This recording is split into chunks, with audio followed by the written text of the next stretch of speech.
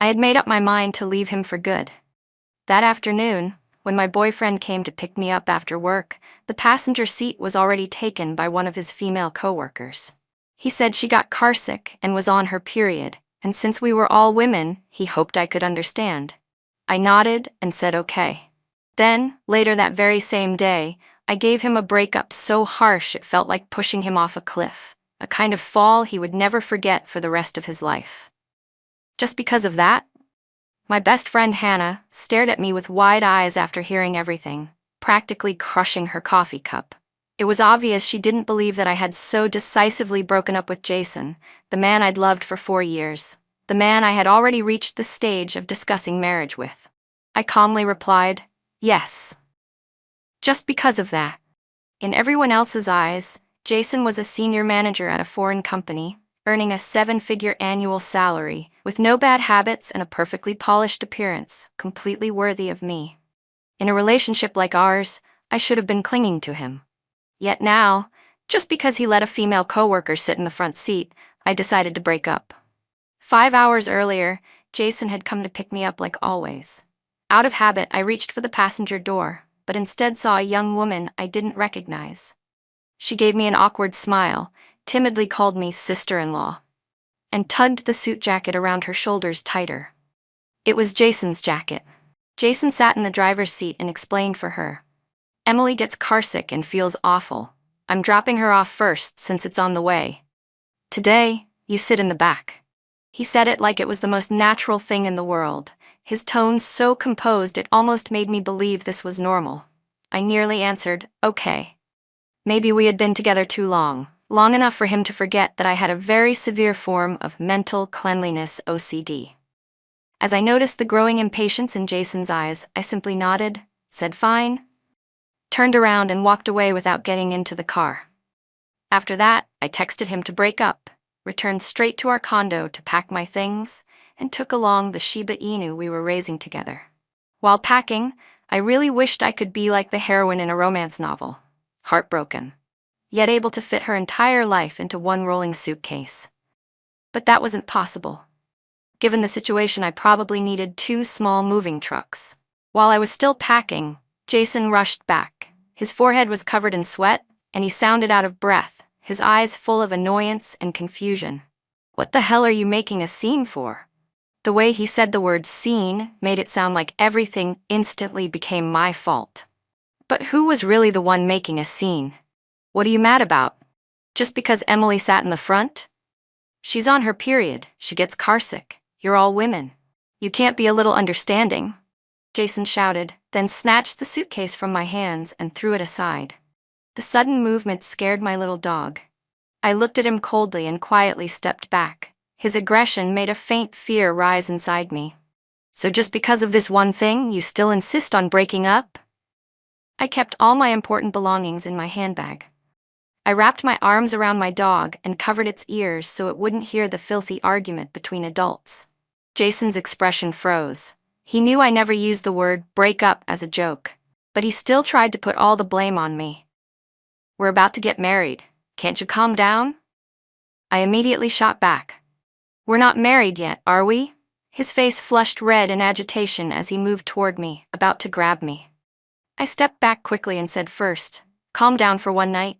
I'm not staying here today. Then I left with my dog as if I were running away. My best friend Hannah asked in shock, then why did you take the dog? Were you afraid he'd hit Coco or something? I had left in the heat of the moment, and only afterward did I remember that most hotels don't allow pets, so I had no choice but to ask her for help. When Hannah opened the door and saw me and the dog standing there quietly, I stayed silent too. Then I admitted the truth. Honestly, when I decided to get a dog, I had already thought about the possibility of us breaking up someday and what would happen with custody after that. That was why I insisted on being the one to pay for the dog. The adoption contract only had my name on it, so that if we ever broke up, I could take it with me immediately. Hannah once said that if Jason ever found out what I was thinking, he'd be furious enough to die. She still couldn't understand why I would break up with Jason over something she believed was so minor. To her, a breakup should only happen after disappointment had accumulated long enough to quietly walk away. But why should I have to swallow my feelings again and again before I was allowed to speak up? Why should I give him so many chances to hurt me? I was the type of person who, the moment I sensed even a hint of something wrong, would retreat without hesitation. To me, this incident was a test of obedience. If I endured it this time, there would definitely be a next time, then another after that. I absolutely refused to lower my boundaries for him. Hannah frowned, her eyes showing a flash of sadness. Then what about the 4 years you spent together? Are you really willing to give all of that up? I didn't answer. She sighed. I hope you won't regret this. The next day, I called a small moving truck to finish packing. Jason wasn't at work. He was sitting at the dining table having breakfast, and in the kitchen, there was a slim figure moving around busily. It was his female coworker, Emily. When she saw me come in, Jason's eyes lit up for a moment before turning cold again. His tone carried blame. So you realized you were wrong? It was just a small thing. You totally overreacted. Emily even came over specifically to explain things to you.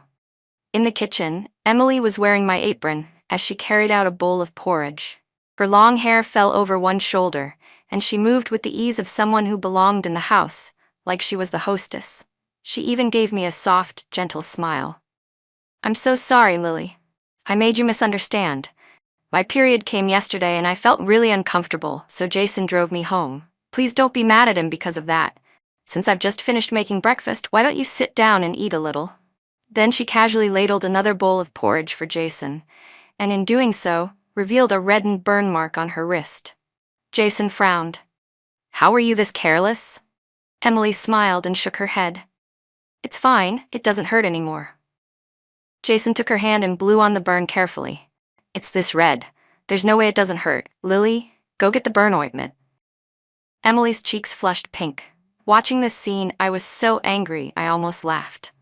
If before walking in, I still had a shred of lingering attachment to our 4-year relationship, now it was completely gone.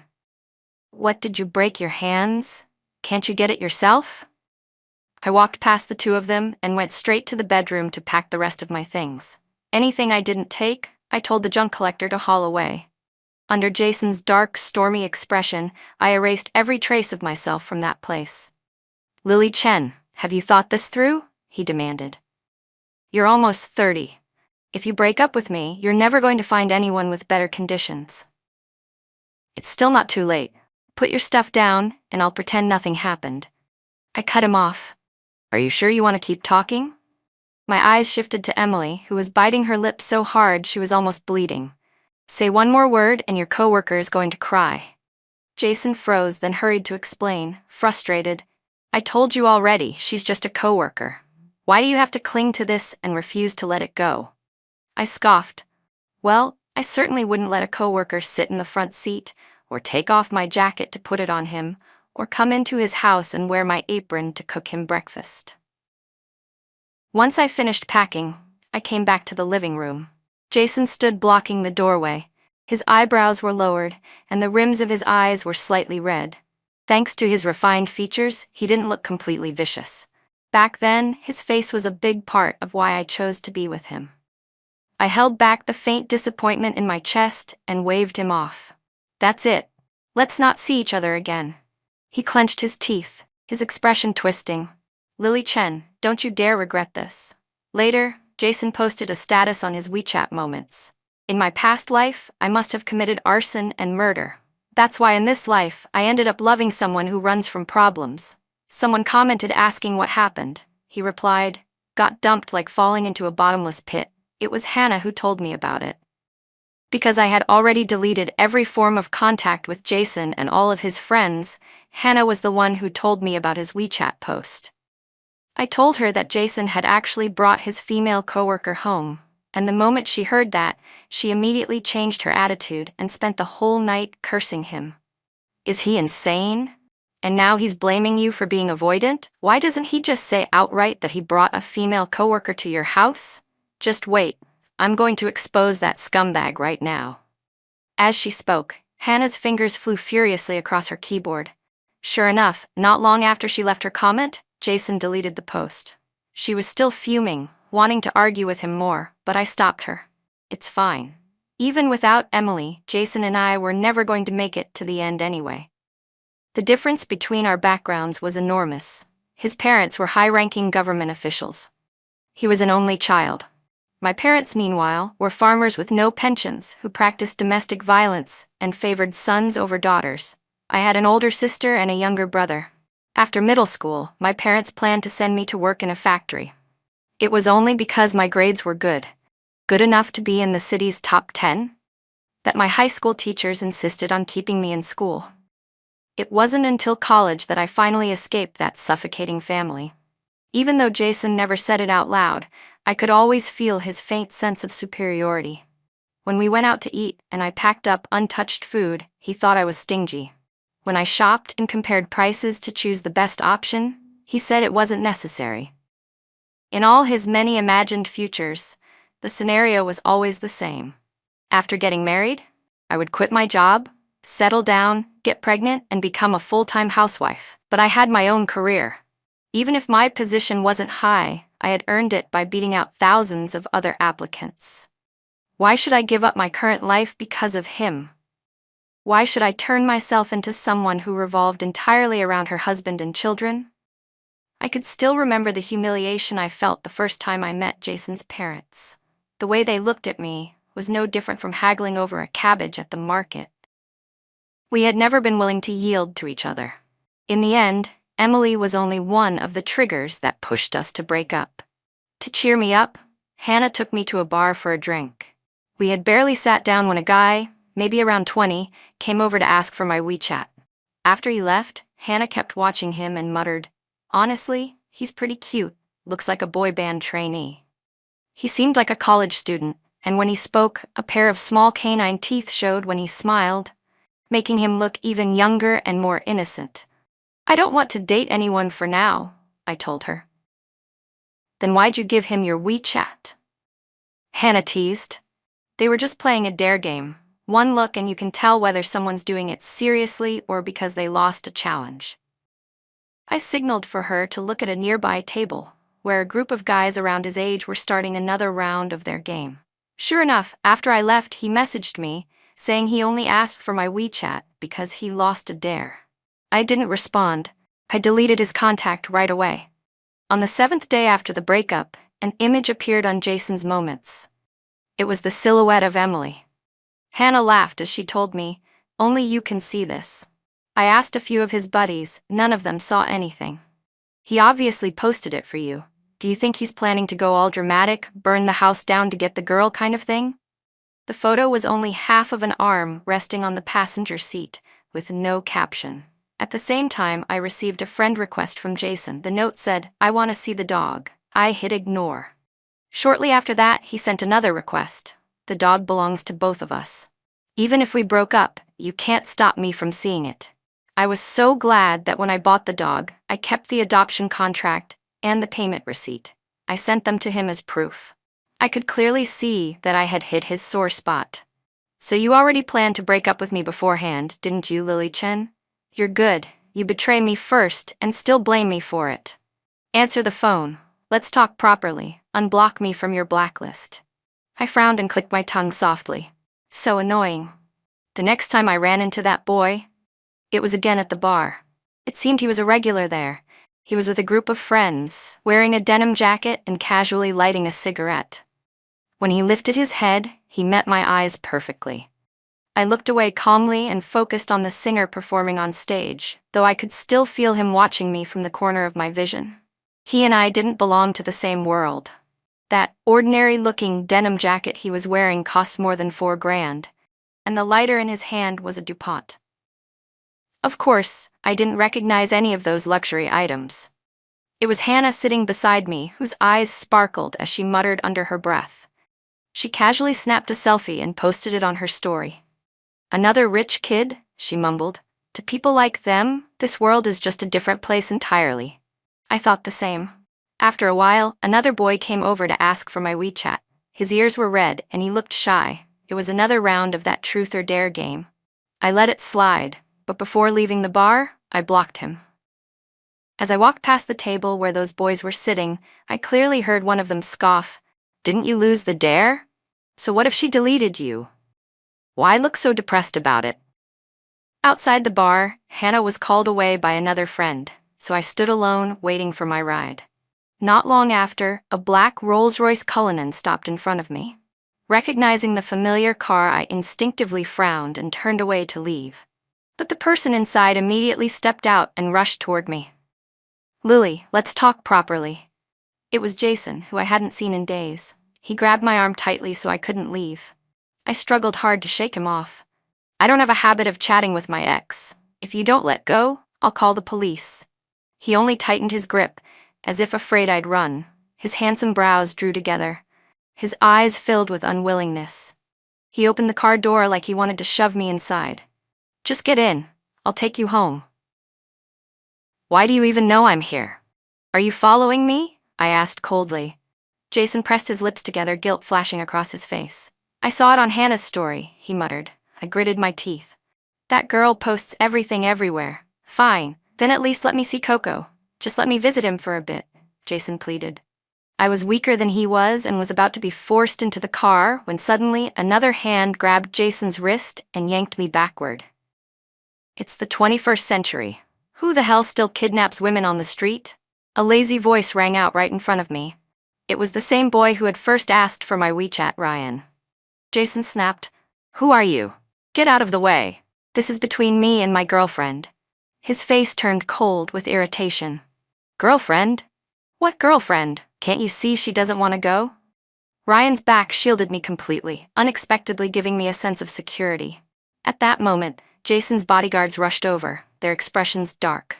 Before he could speak, I cut in sharply. "Jason, enough. What's over is over. Coming this far only proves how incompatible we are. Go. Don't make me look down on you even more." He stood there silently for a long time before saying in a hoarse voice, "I can't accept this." He didn't understand how I could let go of 4 years so easily. But I knew what he couldn't accept wasn't the breakup. It was the fact that I had left cleanly, without hesitation, without begging. Losing face. That was what he couldn't swallow. After Jason finally left, I stepped out from behind Ryan and thanked him. "Thank you?" After thinking for a moment, I asked, "What college do you go to? I could send you a small souvenir or something. Consider it a thank you for stepping in." Ryan laughed. Ryan pulled out his phone, opened a chat window, and shook the screen in front of me. The message thread showed several failed messages marked by bright red exclamation points. "If you really want to thank me, then add me back." The chat stopped right at his self-introduction. "My name is Ryan Tran." The message clearly hadn't gone through. I added him again and asked, "Did you lose a dare again?" "How did you know it was a dare?" he replied.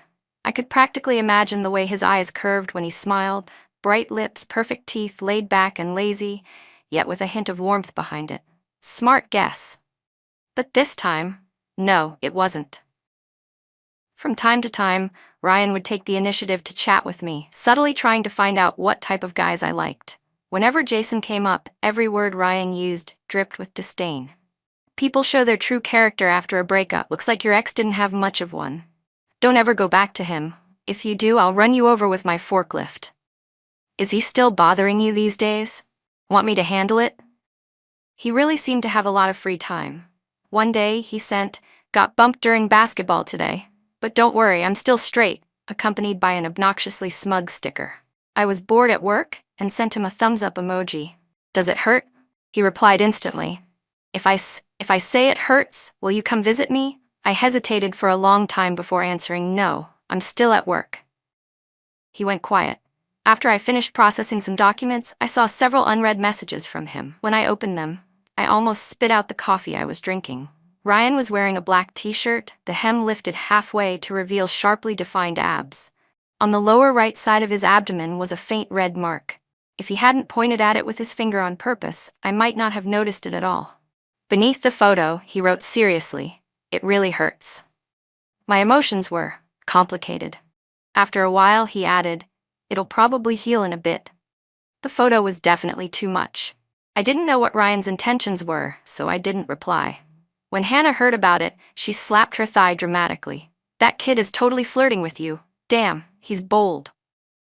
Thinking about how Jason had used her stories to track me down, irritation flared again. I already broke up with Jason. Why haven't you deleted him yet? Hannah winked. I'm keeping him as a digital pet. Watching him get angry is hilarious. I honestly didn't get it. Instinctively, I kept dodging Ryan's attention. I only replied politely to his greetings, partly because I feared that, in his eyes, I was just something to kill time with, and partly because I didn't believe in random, baseless fondness. Hannah said I was too guarded. You should believe in love at first sight. It exists. I immediately rejected the idea. No, that's just lust at first sight. Besides, a pretty rich boy like him, he's not short on admirers. The next time we met, Ryan proved my assumptions right. At the bar counter, a girl in a black dress with long hair was clinging to him. He looked annoyed, pulling his hand away. Just as he was about to say something, he noticed me standing at the door. In an instant, his phoenix-shaped eyes lit up. He pointed straight at me. My girlfriend's here. I instinctively looked behind me, only to see Hannah staring blankly. The girl let out a sharp scoff. Don't try to fool me, pulling some random woman to pretend to be your girlfriend. Pathetic. Ryan grabbed the bouquet sitting openly on the table and walked straight toward me, pushing it into my hands. The scent of orchids filled the air. Draping his arm proudly over my shoulders, he announced, "Let me introduce you. This is my girlfriend, Lily Chen." Then he squeezed my shoulder lightly, leaned close, and whispered, "Please help me out, just this once." I immediately understood and smiled politely at the girl. "Hello, do you need something from my boyfriend?" The girl's eyes instantly reddened. "I don't believe it. I've never heard anything about you. You must be some actress he hired to trick me." Ryan frowned, his voice turning cold. "That's enough. Do you need us to kiss right in front of you before you believe it?" "No thanks," she snapped and stormed off. Watching her retreating back, I handed the bouquet back to Ryan. "You helped me once, and I just helped you once. We're even now." But unexpectedly, he didn't take it. "It's a gift for you." The scent of orchids lingered around us. Ryan's ears turned slightly red. He glanced at me, then quickly looked away. He asked softly, "Has anyone ever told you your name really suits you?" Suits me? A few ridiculous memories flashed through my mind, and I couldn't help but laugh. He didn't know my sister's name was Mara Chen, and my younger brother's name was Caleb Chen. My name never had some beautiful meaning behind it. Only Jason had once said something like that. After learning the origin of my name, he even bought a pot of gardenias, saying he would take care of me again from the start, just like he took care of the plant. But later on, he claimed the gardenia's fragrance made him dizzy, then threw the whole pot away. "I appreciate the flowers, but I don't need them," I told Ryan gently. "Let's just consider today my return favor for last time." Ryan's gaze darkened as he looked at me. After a long pause, he curled his lips slightly. "Lily Chen, it seems like you're really trying to avoid having anything to do with me. Why? You don't like younger guys?" I didn't even have time to answer before a bright, mischievous smile bloomed across his handsome face. My heart skipped a tiny beat, betraying me. At this point, no matter how much I tried to dodge it, it was obvious Ryan really did want to pursue me. I told him honestly to drop the idea. I can't date someone 6 years younger than me. He didn't listen at all. He fired back immediately. "So, what if it's 6 years? My mom is 8 years older than my dad. They've been together 20 years now." Then he added firmly, "If you're using age as an excuse, I'm not accepting it." When it came to fighting for his own chances, Ryan wasn't shy at all, blunt and bold enough to leave me speechless. But thinking about it, I didn't worry much. It was probably just youthful enthusiasm. When the novelty faded, he'd stop on his own. That's what I told myself. And so, I didn't bother dragging it out. Ryan publicly chased after me for more than 4 months. One day, a few of his friends approached me and said, "You know, Ryan has never chased anyone this long before. Since he still hasn't succeeded, just leave him be. Let's see how long he lasts." Honestly, I hadn't expected him to be this persistent. During that time, he always kept just the right distance, never too close, never suffocating. He never made me uncomfortable. And the absolute vow I once had, that I would never fall for a guy 6 years younger, slowly started to shake. Every time he saw me, he would put out his cigarette instantly, flick away the ash, and smile softly. "Just got off work, I'm taking you somewhere fun today." He would hop onto the back seat of his motorcycle, patting it as a signal for me to get on. I was about to shake my head, the refusal already forming on my tongue, when he pleaded, "Don't reject me so fast. It's my birthday today. Just help me fulfill one wish, just for today, please?" If you already intend to refuse someone, the kindest thing is not to give them false hope. I've always lived by that rule. "No," I said. "I don't really feel like going today. Just today, I promise after tonight, I won't bother you anymore. Please." Faced with those beautiful, pitiful eyes, for once, the words "no" got stuck in my throat. I hesitated. "Are you serious?" Ryan straightened up like an excited puppy hearing a treat bag open. His whole face lit up, and he nodded so enthusiastically it was almost funny. I regretted it instantly. The moment I sat on his motorcycle, it felt like my soul flew out ahead of my body. My body was on the motorcycle, but my soul and brain felt like they were chasing after us from behind. I had no choice but to wrap my arms tightly around Ryan's waist, pressing myself against his back. Through the rushing wind, I could hear his delighted laughter brushing past my ears. After about 40 minutes, we finally stopped. The sky had turned completely dark. We were standing in a wide field of grass. There weren't many stars, but the moon hung bright and perfectly round above us. "What did you bring me here to see?" I looked around, then turned back. Ryan was secretly rummaging through something behind him. I heard the sound of a lighter flicking. Then he turned around, holding a small birthday cake. The candlelight lit up his gentle, bright face. "Happy birthday, Lily. I hope I'm in your wish." My mind went blank, then suddenly the sky erupted in light. Fireworks burst open above us, the delayed boom reaching us moments later. It took me a long time to find my voice again. "How did you know today was my birthday?" "Hannah told me," he said simply. My chest tightened, and my eyes stung a little. I took the cake and forced a half-joking smile. "Hannah and I are the same age. Why do you call her sister, but not me?" Ryan scratched his head. "It's different, and I don't want you to be my sister." "But didn't you say today was your birthday too?" I asked. "That was a lie to trick you into coming," he grumbled, sounding a little wronged. "You're impossible to ask out."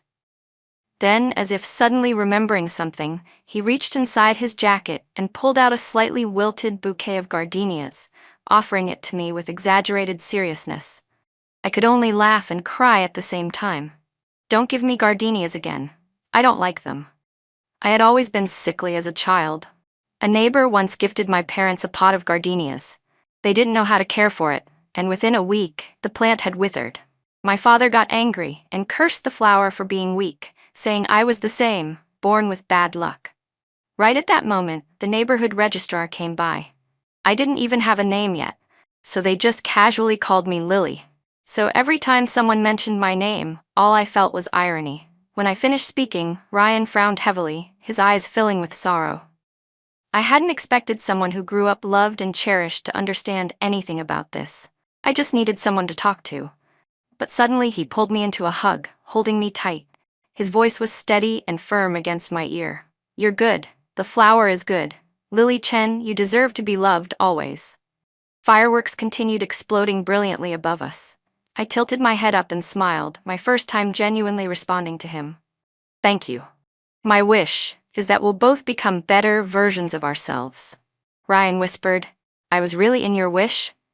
On the way back, Ryan insisted on taking a picture of us and posting it on his story. He didn't capture our faces, just our 10 fingers interlaced tightly together. Not long after, he received a call. I only caught some fragments, something like, "It worked." I assumed he was bragging about confessing successfully, so I didn't pay much attention. When I told Hannah, she teased me instantly. "So, how does it feel to date a younger guy?" "Way too clingy," I replied. I glanced at Ryan, who was playing with Coco. Extremely clingy. His personality was almost the complete opposite of Jason's. Ryan always wanted to leave marks of me on him and wanted to leave his marks on me as well. His possessiveness and need for control bordered on excessive. Knowing Coco was the dog I had raised with Jason, even the dog made him look displeased. Lately, he'd been hovering around me, begging me to knit him a scarf. But I had zero talent for things like that. Thinking about his taste in clothing, I bought the best quality yarn I could find. Even with my busy schedule, I squeezed in time to learn knitting through video tutorials. During a video call, Ryan saw me frowning miserably as I struggled with the yarn, trying to knit his scarf. He started laughing so brightly that his roommate behind him teased, "Look at that stupid grin, you're totally whipped." The sudden comment drifted clearly into my ear, making me look up instinctively. Ryan's expression darkened immediately, and he snapped at his friend, who slunk away in embarrassment. "Don't listen to them, they're just jealous I have a girlfriend," Ryan said quickly. I nodded and went back to battling the yarn in my hands. After a while, the silence made me look up again. He was watching me cautiously. "You're not mad, right?" I blinked, surprised. "No, you don't have to get mad," I said. "I'm not the type to hold grudges over a few careless comments from some college students." Only after hearing that did Ryan finally breathe out in relief. The scarf took half a month, unraveling and re-knitting over and over, before I finally finished it. When I handed it to him, he lowered his head and stared at it for a long time. "Thank you. I really like it." His voice carried a faint, indescribable sadness. I had a feeling something was off with him, though I couldn't pinpoint why. I only reached out and gently patted his head. That evening, while walking Coco, I unexpectedly ran into someone I hadn't seen in a long time. He was standing under a tree in a gray trench coat, quietly watching me. Coco recognized him before I did, wagging her tail furiously like a propeller. The smile on my face instantly stiffened, turning expressionless. The call I had just declined was from Jason. After I blocked every form of contact, he once borrowed someone else's phone to call me. Back then, he still couldn't accept the breakup and insisted I give him a reasonable explanation. He said that even if he died, I should at least let him die clearly. I never understood why he couldn't get past it. Honestly, his memory really was short, acting as if bringing his female coworker home had never happened, and then playing the victim. So I told him clearly, "You were testing me, testing my boundaries, testing how much I could tolerate. It's obvious she likes you, and you didn't reject her. We're not kids anymore. Just because you don't say yes doesn't mean you're saying no.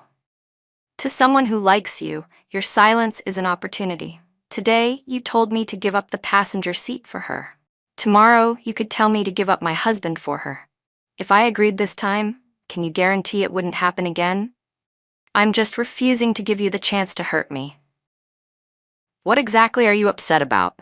And there's your family, and the coldness you showed me every single day. I don't want to repeat it anymore." Finally, I said calmly, "I don't make friends with exes. A good ex is like a dead one. I hope you can manage that. And I won't bother you either. Don't call me again." Clearly, he still couldn't manage it. I turned to walk Coco away, but Jason called after me. "How have you been lately?" He looked worse than before, thinner, scruffier. I didn't want to talk, but he crouched down and held out his hand to Coco, and she immediately ran over to nuzzle him.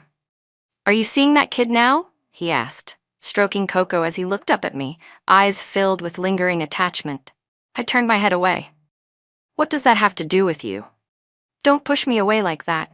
Even if we're over, I still hope you're doing well. But do you really know anything about him?" My steps faltered. He wasn't attacking me, he was aiming at Ryan. "What do you mean?" I asked. Jason didn't answer. He just handed me a photo, freshly taken. In the picture, Ryan was in a bar, clearly right after calling me, yet he'd told me he was in his dorm. "That kid parties more than you think," Jason said. "If you don't believe me, go see for yourself." Jason obviously expected me to doubt Ryan, but if Ryan had simply hidden the fact that he went to a bar, that wasn't a big deal. I never intended to control him. Still, Jason's attitude made me feel like there was more to this. I decided to go to the bar and see for myself. I refused to get in Jason's car, so he just drove slowly behind me. When I got out, I frowned at him. "Why are you following me here?" "To watch the show," he said plainly. I clenched my teeth. Cowardly man. "So, Ryan, would you really let him watch the show?" Ryan proved to me that he absolutely could make me lose face. Not only did Ryan give Jason a perfect show to watch, but he also made sure I completely lost face. The moment I stepped inside, the scene that hit me was Ryan playing the paper kiss game with a girl. She looked familiar. It was the same girl who had cornered him at the bar the last time. Her face was flushed red as she leaned against him. For a second, I almost thought he had actually fallen for her charms and played along with her this whole time. "Worth it?" Apparently, as long as he could win her back, it was worth it. Even if she looked like some fairy, what did it matter? In the end, wasn't she the one who obediently spent half a month knitting a scarf for him? Ryan sat in the center, casually holding the very scarf I had given him just yesterday. His expression was completely unbothered. The girl beside him tried to take it from him, and he leaned away. Someone beside them excitedly asked, "What game should we play next? Hey Ryan, when are you going to sleep with that older woman?" A burst of loud laughter erupted behind me. Jason cursed under his breath, grabbing a beer bottle like he was about to charge forward. I managed to pull him back in time. "Don't," I warned. In Jason's eyes, I saw a flash of pain and frustration, like I had disappointed him deeply. "You're really going to let them humiliate you like that?" I didn't wait for him to finish. I walked straight toward Ryan. The moment he saw me, Ryan froze in panic. "Lily, why are you here?" "Listen, I can expel." I snatched the scarf out of his hand, then grabbed a beer bottle from the table and splashed it right into his face. My expression remained calm. "So we don't even need to officially break up now, right? Saying game over seems more fitting." All the pent-up emotions inside me, like a soda can shaken violently, began spilling out. I stared straight into the eyes I once thought were beautiful, now filled with pleading, and I let the cruelty flow through my gaze. "You like games so much? Why don't you play until you die? Get lost. Don't ever let me see you again." The girl beside him couldn't hold back anymore. She shot up from her seat and pointed at me. "What the hell is wrong with you? Think you're all that? You're just an old—" "That's enough," Ryan roared. He reached out to grab me, but Jason's punch landed squarely on his face first. Seeing clearly who it was, Ryan exploded with rage. "Are you kidding me? You're still chasing after Lily?" Jason sneered. "I came here to beat the crap out of trash like you. How was the game, huh?" Ryan's eyes turned blood red as he lunged at Jason. The two of them crashed into each other, fighting messily. My mind was a blur. One thought echoed, "Go ahead. If one dies, that's one less problem." But reason still won out. "Let's go, Jason," I said coldly. "The two of you fighting means nothing. I'm the only one who loses." At the sound of my voice, Jason stopped and stepped back to stand beside me. Ryan slumped onto the floor like a stray dog abandoned in the rain, eyes fixed on me with a desperate intensity. I didn't look back. I turned and walked away. By the time I finished helping Jason clean up his wounds, it was already midnight. Within just a few hours, I had gone through yet another breakup, another fall off a cliff. The moment I stepped out of the bar, I deleted every possible way for Ryan to contact me. It hurt, but it made me realize I had become very skilled at ending relationships. I had told Emily clearly before. Nothing like what happened would ever happen again. While I was packing away the gauze, Jason suddenly grabbed my hand. I pulled away instantly, face cold. "No, you know that." He didn't seem surprised. He only sighed. "If you could let go of 4 years with me, then letting go of a few months with him is nothing. Don't go back to that kid. A breakup is a breakup." I shot him a look. "I don't need you to teach me how to live. A failed relationship isn't worth looking back on, and someone who ever betrayed me will never be forgiven." When I later told Hannah what happened, she fell silent for a long time before finally saying, "It's not that you." Hannah sighed. "I mean you, Lily. How did you not notice all these years? You're like a magnet for troublesome men. No wonder that kid went insane yesterday looking for me, asking where you were." She repeated the line I had thrown at Ryan. "If you like playing games so much, why don't you just play until you die?" I didn't respond. I had already said everything I needed to. And since I blocked him from every direction, Ryan could only stop me downstairs at my building. There was still a bruise on his face. When he saw me, his lips trembled as if he wanted to explain, but was afraid I would yell at him. "It's better if you don't come anymore," I said irritably. "Moving is a pain." Ryan's face turned pale. "I just moved here. I don't want to move again. You get what I mean, right?" After a long silence, his voice cracked. "You're never going to forgive me, are you? Don't ask questions you already know the answer to." "Yes," he admitted quietly. "At the beginning, I approached you because of the game. But after that, I genuinely liked you. Whether you believe me or not, everything I did for you wasn't fake. And you liked me too, didn't you?" There was a hint of wounded pride in his expression. I let out a cold laugh. Because he thought I liked him, he started to feel superior. And what? That's why you think you weren't wrong? Why you could use me in a bet? Turn me into gossip material for bragging? When the starting point was a lie, how do you expect me to trust anything? I leaned close and whispered coldly into his ear. Ryan, the thing I regret most is giving you my WeChat that day, because I didn't want you to lose the dare and be embarrassed. If we had never met, it would have been better. From then on, Ryan stopped contacting me. Meanwhile, at work, my company started collaborating with a major corporation. I was appointed project lead and got a promotion. Rumor said the CEO, last name Tran, had only one son. In that sense, Ryan outperformed Jason by miles. Benefits in hand were worth far more than empty apologies. Seeing my sudden salary increase made the corner of my mouth lift. If a relationship could end like this, I wouldn't mind falling in love many more times. As long as I could let go, there was nothing I couldn't overcome. Ryan's side story. The first time I noticed Lily was when a friend pointed at her and laughed. Doesn't she look like some ethereal heroine riding a motorcycle?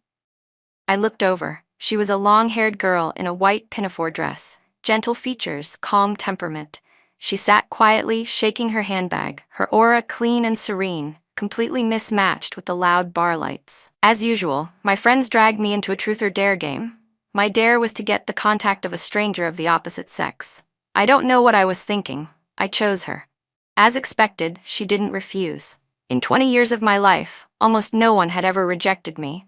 But the moment she heard it was for a dare, she deleted me immediately. Interesting. Later, when my friends suggested that insane 3-month bet, I wasn't interested at first. But then I saw Lily again. If we're going to play, let's go all in.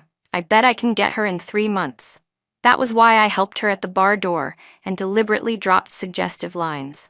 My intentions were obvious, but Lily was extremely hard to pursue, so hard she wouldn't give me even the slightest opening. My friends told me to quit. It's just a stupid bet, forget it. But the more they said that, the more I wanted her gaze to linger on me just a little longer, and then a little longer still. Clearly, she wasn't my type. Clearly, she was always cold toward me, but I still couldn't stop wanting her. Lily had severe psychological cleanliness OCD. That annoying ex-boyfriend of hers once came to find me, practically gloating as he said, "You're such a player, Lily will never accept you." I raised an eyebrow, offended. "So she dumped you because you're dirty, right?" As expected, Jason's expression twisted with anger, as if I'd struck a nerve, but he still smirked at me and said, "No, I wasn't dirty, especially not when we first started dating. You and I are nothing alike. Even if we've broken up now, I actually had her. You? You've never even gotten close. You'd better pray you can hide the truth from her for the rest of your life." Jason really pissed me off that day, so I decided to try one last time. If Lily rejected me again, I would give up for good. But that time, Lily said yes. I was thrilled to the point of madness, and terrified at the same time, because Jason was right. All I could do was pray that she would never find out. The day Lily caught me, the sword of Damocles I'd been living under finally dropped, and it tore me to pieces. I wanted to tell Lily that nothing I felt for her was fake, that I truly genuinely liked her. But I had already witnessed her ruthlessness once, how absolute she could be. She only ever gave one chance. Once it was gone forever. Those beautiful eyes, once so gentle, now held nothing but pure disgust for me. That was when I knew we had no future. And even many years later, something in my chest still aches whenever I think of her.